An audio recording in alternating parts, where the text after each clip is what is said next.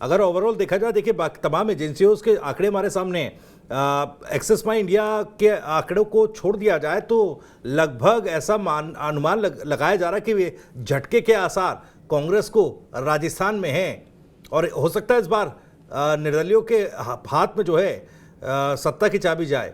देखिए भविष्य, जैसे सर ने कहा, लास्ट में सर ने कोट किया कि भाई देखिए जो हर बार जैसे 2 बार बीजेपी सत्ता में वापसी की और दमदार तरीके से वापसी की, ऐसा इस बार नहीं लगता है। तो सर मुझे लगता है उसका एक रीज़न हो सकता है वसुंधरा राजे का फेस ना बनना, क्योंकि देखिए दोनों बार फेस वसुंधरा राजे थी और इस बार बिल्कुल वसुंधरा राजे फ्रेम से बाहर थी। हाँ, उनको फ्रेम में लाने की कोशिश की गई, लेकिन मंचों पर जिस तरीके से वो अदावत दिखी, जो पायलट और गहलोत की अदावत हम 4.5 साल से देखते आ रहे थे, और लास्ट समय में आकर जो बीजेपी में वो अदावत दिखी, शायद उसका असर है कि थोड़ा सा वो उसमें कांग्रेस जो है, वो बीजेपी जो है वो पिछड़ रही है। हाँ भविष्य, आपका कुछ सवाल था? बिल्कुल, क्योंकि सवाल ये था कि देखिए अब ऐसा भी लग रहा है कि निर्दलियों के, क्योंकि जो आंकड़े बता रहे हैं, अब देखिए पोलस्टैट का जो आंकड़ा है 5 से 15 अदर्स के खाते में वो दिखा रहा है। एक्सिस माई इंडिया भी दिखा रहा है कि 5 से 15 सीएनएक्स दिखा रहा है, 14 ईटीजी का जो एग्जिट पोल है 13 से 21 अदर्स के खाते में जो है जा सकती हैं सीटें। मैट्रिक्स की जो ये आंकड़े हैं इसमें 12 से 19, यानी कि देखिए अच्छी खासी संख्या निर्दलीय उम्मीदवारों की, जो उम्मीदवार लड़ रहे हैं उनके पास भी सीटें जा सकती हैं। देखिए भविष्य, पिछली बार भी 11 निर्दलीय, 11 तो 13 निर्दलीय जीते थे, जिसमें 11 कांग्रेस के थे और 2 बीजेपी के थे जी।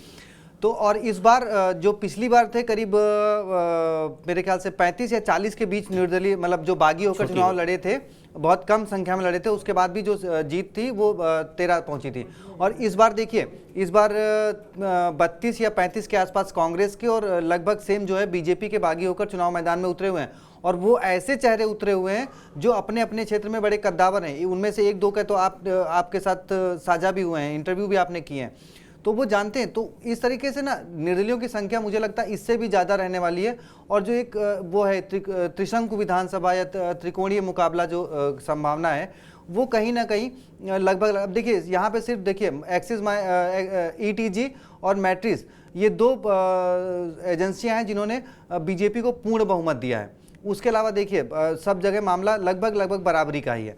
तो इससे लगता है कि हाँ भाई देखिए, और क्योंकि आप भी ग्राउंड पे गए हैं, आपने भी ग्राउंड पे कवर किया है, आप भी लोगों से मिले हैं, और आपका भी एक अनुमान जो था कि भाई 80 to 90 के बीच, 95 के बीच में मामला रह सकता है। तो मुझे लगता है कि वही होगा और वहाँ पे निर्दलीय तय करेंगे। जैसे देखिए 2018 में भी निर्दलियों ने काफ़ी अहम भूमिका निभाई थी गहलोत सरकार के बनने में, क्योंकि गहलोत 99 पे कांग्रेस को आए थे। उसके बाद ये था कि भाई कोई समर्थन देगा, खैर वो बात अलग है कि उनके पास बीएसपी का भी 6 समर्थन थे, और भी जो अन्य छोटे दल थे उन्होंने भी समर्थन किया था। लेकिन देखिए निर्दलियों की भूमिका 2020 में तब समझ में आई थी जब खुद कांग्रेस के 19 विधायक जो है वो बगावत कर दिए थे।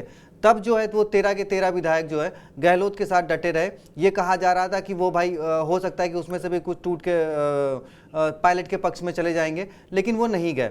और 2020 ही नहीं, 2022 में जब राज्यसभा के चुनाव हो रहे थे, तब भी ये हो रहा था कि कुछ निर्दलीय विधायक टूट के जो निर्दलीय राज्यसभा का चुनाव लड़ रहे हैं उनके पक्ष में जा सकते हैं। लेकिन वहाँ पे भी ऐसी तस्वीर बिल्कुल भी नज़र नहीं आई। 13 के 13 निर्दलीय गहलोत के साथ है। अब देखिए यहाँ पे भी गहलोत, मतलब निर्दलीय जो है वो काफ़ी मायने रखते हैं कि वो किसके साथ जाने वाले हैं।